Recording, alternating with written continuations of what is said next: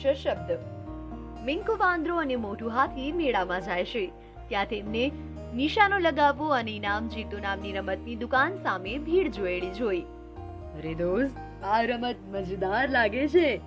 ચાલો આપણે પણ આ રમત રમીએ. એ મોટભાઈ, આ રમત નહીં રમી શકું. ઓ મારા મિત્ર, આ રમત ખૂબ જ સરળ છે. અહીં સામે જુઓ. સામેના બોર્ડ પર કુલ 7 પંક્તિઓ છે. પ્રત્યેક પંક્તિમાં 3 ફુગ્ગા છે. તે ફુગ્ગા પર સંયુક્ત અક્ષરવાળા શબ્દ લખેલા છે. તેમાંથી 2 શબ્દ ખોટા છે અને 1 સાચો લખેલો છે. આપણે બસ તેને સાચા શબ્દ પર નિશાનો લગાવવાનો છે. પહેલી પંક્તિ જુઓ. 3 સંયુક્ત અક્ષર શબ્દ છે. પહેલા ફુગ્ગા પર લખેલું છે સ્તમક, બીજા ફુગ્ગા પર કસ્તમ લખેલું છે અને ત્રીજા ફુગ્ગા પર દસ્તક લખેલું છે. આપણે ત્રીજા ફુગ્ગા પર નિશાનો લગાવવાનો છે કારણ કે આ શબ્દ સાચો છે. હા, હું પ્રયાસ કરું છું. મોટભાઈ, અહીં તો મને આવી ગયું. વાહ! હવે વાંચીએ કે બીજી પંક્તિના શબ્દ કયા છે. ભાગ્યો. મોટું ભાઈ, આપણે આ વચ્ચેવાળા ફુગ્ગા પર નિશાનો લગાવીએ. વાહ! બીજો ફુગ્ગો પણ ફૂટી ગયો. વાહ મિંકુ દોસ્ત, હવે બીજા નિશાનાને પણ ચૂકવવાનું નથી. નિમ્નલિખિત શબ્દોને ધ્યાનથી વાંચો.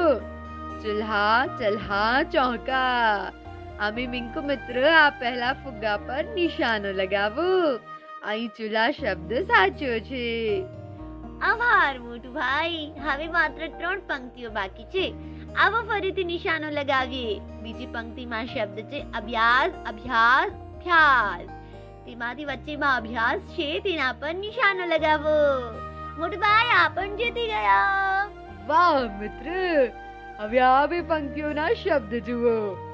હા, આ પંક્તિના ફુગ્ગા પર લખેલું છે મનુષ્ય, મનુષ્ય, મનુષ્ય. આપણે આ બ્લુ ફુગ્ગો પસંદ કરવો પડશે. તેના પર મનુષ્ય શબ્દ સાચી રીતે લખે છે. અદ્ભુત. હવે છેલ્લી પંક્તિ બાકી છે.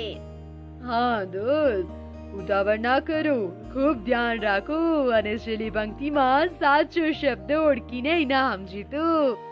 બિલકુલ મોટો ભાઈ. આ અંતિમ પંક્તિમાં ફુગ્ગા પર લખ્યું છે પ્રશ્ન, પ્રશ્ન, પ્રશ્ન. વચ્ચેના ફુગ્ગા પર નિશાનો લગાવો. પ્રશ્ન શબ્દ પર. દોસ્ત, આપણે જીતી ગયા. હવે આ ટીવી સેટ આપણો થયો. ચાલો હવે મેળો જોઈએ. મોટભાઈ, આ નવી રમત જુઓ. રિંગ ફેંકો, ઇનામ જીતો. પરંતુ તમારે આ રમત રમવી પડશે કારણ કે તમારી સૂંઢ ખૂબ જ લાંબી છે ને. એ માટે તમારે રિંગ ફેંકવી સરળ પડશે. અને અહીં રમતમાં દરેક શબ્દ માટે 1 ઇનામ છે. અને સાંભળો મોટભાઈ, તમે બસ મારા કહેલા શબ્દ પર રિંગ ફેંકજો. ઓ મિંકુ, તમે ચિંતા ના કરો. તમે મને ખાલી શબ્દ કહો, તેનું ઇનામ તમારા ખિસ્સામાં હશે. મોટભાઈ, તે કલ્યાણ શબ્દ પર નિશાન લગાવો. તેના પર ચોકલેટનું ઇનામ છે. તમે ચોકલેટ માટે કેટલા તરસી રહ્યા છો. આ રહ્યું પહેલું નિશાન કલ્યાણ શબ્દ પર. આપણે ચોકલેટ જીતી ગયા છીએ. હવે બીજો શબ્દ કહો. બીજો શબ્દ, આ શબ્દ શૂન્ય છે. તેમાં ઇનામ રૂપે કેળાનો ગુચ્છો છે. મિત્ર, તમારે તેને જીતવો પડશે. ચિંતા ન કરો. જુઓ, અમે રિંગ ફેંકી. વાહ, આ બરાબર શૂન્ય પર પડી છે. દોસ્ત, તમે કેળાનો ગુચ્છો જીતી લીધો છે. મોટું ભાઈ, હવે તમે જે શબ્દ પર નાળિયેર મૂક્યો છે તે શબ્દ જુઓ. કયો? ઠીક છે, ઠીક છે. તે શબ્દ ઈચ્છા. તમારે મીઠા નાળિયેર ખાવા માંગો છો? મિંકુ માથું હલાવે છે. ચાલ, આ નાળિયેર તમારું જ છે. ઈચ્છા શબ્દ પર મારો નિશાનો જુઓ. દોસ્તો, આગળનો શબ્દ મને કહો. આગળનો શબ્દ સ્વપ્ન લો. તેના પર આપ સામાન્ય છે. દોસ્ત, એકલા જ ન ખાઓ, આપણે બંને સાથે મળીને કેરી ખાઈશું. ચોક્કસ. આવો લક્ષ્ય રાખવું, પરંતુ તમારે ટ્રંકને થોડી લાંબી પડશે. ચાલો સાથે મળીને કેરી ખાવાનું આપણા સપનાને પૂરા કરીએ. એ માટે હું સ્વપ્ન શબ્દ પર 1 રિંગ ફેંકીશ. વાહ મિંકુ, અમારું આ સપનું સાકાર થયું છે. ચાલો આગળનો શબ્દ કહો. હવે